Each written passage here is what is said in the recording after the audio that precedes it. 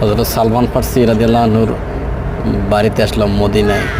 ওর বাড়িতে খেজুর বাগানের ভিতরে একটা টোবা আছে, টোবার ভিতরে দেখেন একটা হাঁস আছে, একটা মুরগি আছে, হয়তো কারা দিছে হয়তো।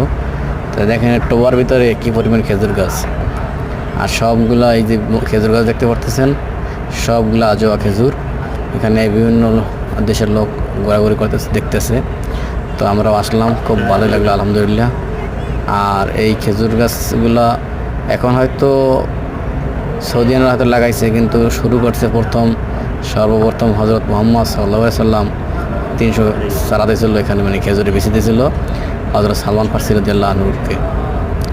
তখন এই সালমান ফার্সি রাদিয়াল্লাহু আনহু এখানে এই খেজুর বীজ লাগানোর পরে, মানে রাসূল সাল্লাল্লাহু আলাইহি সাল্লাম যখন লাগানোর পরে